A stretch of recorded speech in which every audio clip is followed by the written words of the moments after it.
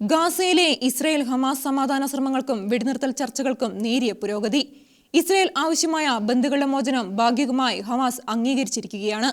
ഗാസയിലെ ഭീകരരുടെ പിടിയിലുള്ള മോചിപ്പിക്കപ്പെട്ട ബന്ദികളുടെ പേരുകൾ അടങ്ങിയ പ്രാഥമിക പട്ടിക ഹമാസ് സമാധാന ശ്രമങ്ങൾക്ക് നേതൃത്വം കൊടുക്കുന്ന ഈജിപ്തിന് കൈമാറി. ലണ്ടൻ ആസ്ഥാനമായി പ്രവർത്തിക്കുന്ന ഖത്തറി പത്രമായ അൽ അറബി അൽ ജദീദാണ് സുപ്രധാനമായി ഈ വാർത്ത പുറത്തുവിട്ടത്. ഇസ്രായേൽ ഹമാസ് ബന്ദികളിൽ ഈ വെടിനിർത്തൽ ചർച്ചകളുടെ ഭാഗമായി ഇപ്പോൾ ഇസ്രായേലിന് കൈമാറാൻ ഉദ്ദേശിക്കുന്ന ബന്ദികളുടെ പട്ടികയാണ് ഹമാസ് തയ്യാറാക്കിയിരിക്കുന്നത്. ഈ പട്ടിക സമാധാന ശ്രമങ്ങൾക്കും വെടിനിർത്തൽ ചർച്ചകൾക്കും മധ്യസ്ഥത വഹിക്കുന്ന ഈജിപ്തിന് ഹമാസ് നൽകി.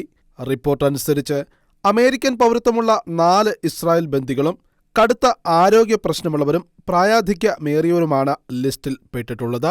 കൂടാതെ ഇസ്രായേൽ ബന്ദികൾക്ക് പകരം ഹമാസിന് കൈമാറേണ്ട പാലസ്തീൻ തടവുകാരുടെയും പട്ടിക ഈജിപ്തിന് കൈമാറിയതായും റിപ്പോർട്ടുണ്ട്.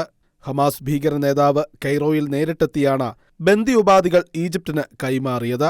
ചർച്ചകൾക്കായി ഇസ്രായേൽ സംഘം ഈജിപ്തിലെ കെയ്റോയിലേക്ക് പോകും. ഈ വാർത്തകൾ സംബന്ധിച്ച വിവരങ്ങൾ സൗദി മാധ്യമമായ അർഷഖ് അൽ അവസത്തും റിപ്പോർട്ട് ചെയ്തിരിക്കുകയാണ്. മുഴുവൻ ബന്ദികളുടെ മോചനമാണ് ഇസ്രായേൽ ആവശ്യം. ഹമാസിന്റെ ഇപ്പോഴത്തെ നിലപാട് ഇസ്രായേൽ സ്വീകരിക്കുമോ എന്ന് കണ്ടറിയാം. International desk, Shekinah news.